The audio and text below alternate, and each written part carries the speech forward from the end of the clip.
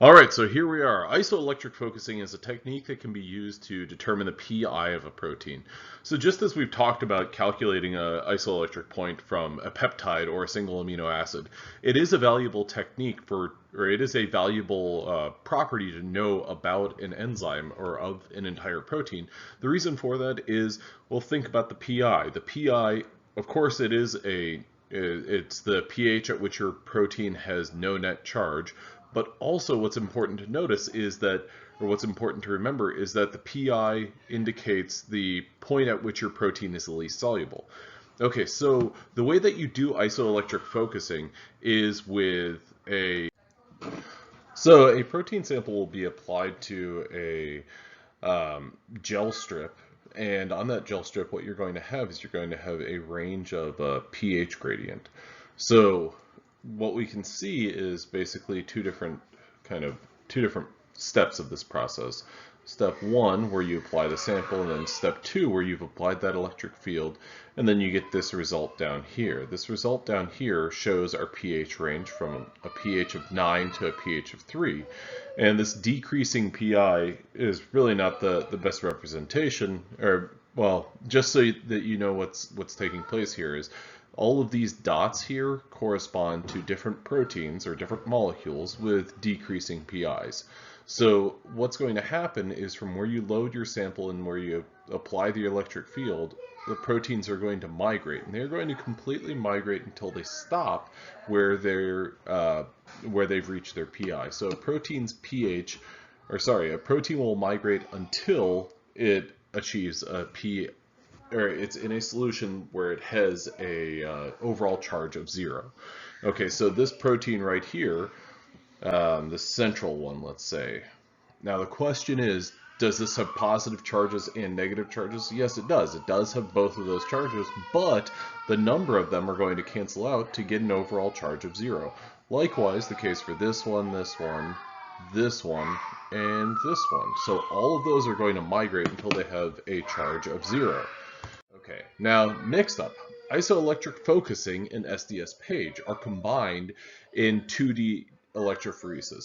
Sometimes we've heard this, or maybe what this is referred to as DIGE. This is differential gel electrophoresis. So the DI is differential gel electrophoresis. Now, this is a technique that was developed, I think, in the mid to late 70s, and it's actually kind of exhibited a little bit of a rebirth in popularity. And so we'll just look at one example of this. So you have a protein sample, and what you're going to do is you're going to do for your first dimension, you're going to do IEF, so isoelectric focusing. So you'll apply that electric charge or electric current, all your proteins will sample, and this strip right here, think about this as being, this gel strip, think about it being like about the size, maybe a little bit larger, but about the size of pH paper. So you have this little strip that you then take where all of your proteins are separated, and you apply it to the top of an SDS-PAGE. So the two different dimensions here in this 2D electrophoresis, the first dimension is isoelectric focusing, the second dimension is SDS-PAGE. Now what you learn with this SDS-PAGE is you're going to separate based on molecular weight. So the first step, you're going to separate based on charge, BASED, on charge, and then those proteins are going to separate based on molecular weight. And this right here is kind of a result that you can expect to see. And if you look, like, think about it as, here's where proteins started, and then they separated out. As it turns out, like, let's say that this right here was a PI of 8.65. So there was a dot that corresponded to 8.65. Well, as it turns out, there are tons of proteins underneath that. So what does that tell you? In this sample, there were tons of proteins that had a PI of 8.65. Now, so that's why our two different dimensions are utilized there. So we can get a good profile of all of the proteins that are present. Now, DIGE, or differential gel electrophoresis, that's kind of where this technique has evolved to. And what this technique now enables you to do is, with more precision and more accuracy, you can track basically two different samples. So you'd be doing this technique with a healthy cell and let's just say a cancerous cell. You do the exact same techniques, but then your result down here, you've got two different gels. Now in this healthy sample, let's say that, just to make it simple, we've got a dot right here, or we've got a protein right there, we got a protein right there, and then we've got a protein right here. And so if we look at protein A, we'll label it as A and A. That one hasn't really changed that much. And you can use software to kind of normalize and space things out. And of course, you'd use a number of internal controls and positive and negative controls and everything like that. But you can use these controls to say, okay, protein A hasn't really moved at all. So we're going to use that as kind of our benchmark. That's where that is. And then this protein B, well, let's see, protein B should be, 2.5 centimeters from the left edge and 10.5 centimeters from the top edge. Well, the closest thing that resembles that is a protein that it has basically migrated the same way on the migrated the same distance downward, but, well, something's changed pretty dramatically. It's gone from being this far from the left to this far from the left-hand side. So something's changed. That protein's overall charge has changed. Okay, so if its charge has changed, then its PI has changed. How on earth does a protein's PI change? Well, that could be a post-translational modification. It could be a bunch of different phosphorylation events or something. But the cool thing about this is you can say, okay, well, this protein right here is something that we need to investigate. That protein in a healthy cell has these properties, and in an unhealthy cell or a cancerous cell, it has these properties. It's changed pretty dramatically. So maybe that's something that we need to look into in terms of like a therapeutic or some other, we need to investigate what that protein, how that protein has changed based on the health of that cell. Now, your aromatic amino acids are very valuable because they absorb light in the UV range. Generally, that's about 270 to 280 nanometers. Tryptophan and tyrosine are going to be your strongest absorbers. And the value of that ultimately comes to be seen in that these proteins, or I'm sorry, these amino acids give you the ability to basically detect a protein. So if you think about a protein being randomly generated and say it's 150 amino acids, chances are it's going to have a tryptophan or a tyrosine.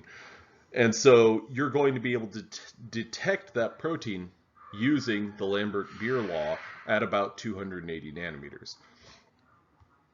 Well, the Lambert-Beer law, and so ultimately you could come up with an equation as long as you know the E, extinction coefficient for your protein, you could determine, based on the absorbance, the approximate concentration of your protein in that mixture. Here's just a display of the absorbance. Again, tryptophan and tyrosine are your strongest absorbers. Phenylalanine is relatively low, but again, at like 260 or so, that could give you some absorbance. But generally 280 nanometers is your absorbance, that is, or your wavelength that's used to detect proteins. And what you're detecting there are your tryptophan and tyrosines. Now, specific activity is a measure of the purity of a protein of interest. So protein, and this seems a little bit abstract, especially because of the fact that generally when we talk about concentration or something, we talk about micrograms and we'll talk about something precise. Specific activity is kind of a general term that captures a protein's actual function. So proteins in a complex mixture often require more than one purification to completely isolate the protein of interest. Okay, so what that means is we've got to do a gel filtration column, we've got to do an ion exchange, then we've got to do a affinity chromatography column. So those are the multiple steps that you're going to have to engage. During purification, what you have to do is you have to track not only where your proteins are, but where your specific protein or enzyme is. Because if your enzyme elutes in fraction number 1, you don't want to hold on to fraction number 35 or anything like that. If a protein has a specific function, for instance, it can bind insulin, what you want to do is you want to isolate that fraction that has proteins that bind insulin after each purification step. Now, the function of the protein is known as activity.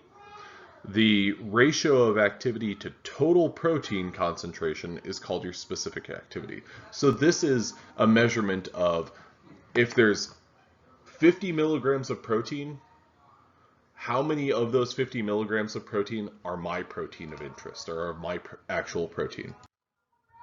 It's kind of well described, or a concept or a display of what specific activity is let's say that you are looking for red marbles.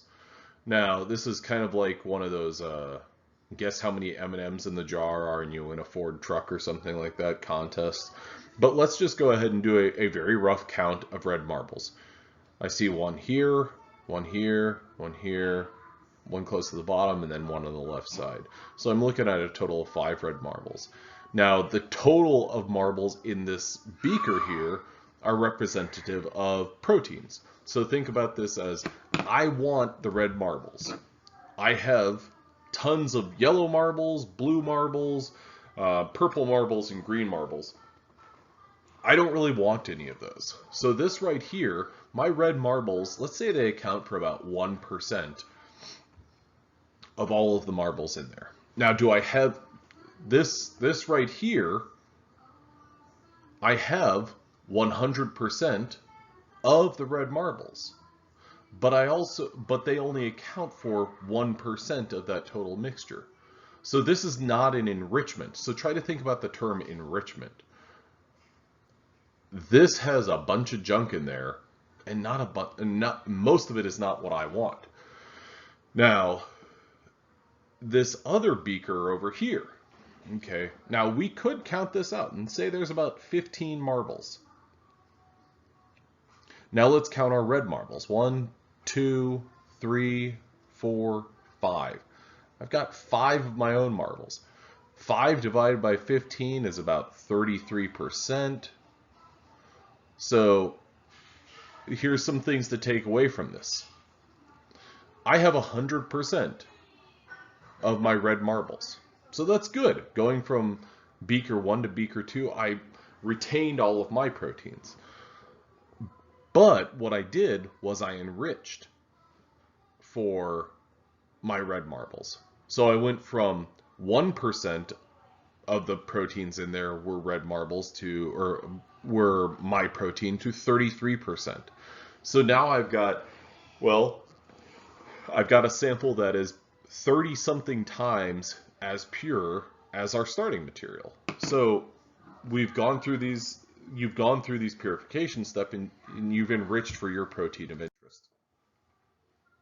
Now, protein sequencing is a technique that it's very helpful, but in general, it's not something that's done in the same way that DNA sequencing is. The reason for that is, and the reason that whole protein sequence is a little bit kind of unnecessary, is you can deduce what a protein sequence is based on DNA sequence. So if you have the DNA sequence, you can use the central dogma of molecular biology and biochemistry and say DNA to RNA to protein, and you can deduce an entire protein sequence. So you generally don't sequence like a 600 amino acid protein. On the other hand, you do sequence short fragments of proteins. So Edmond degradation is one way in which proteins are sequenced.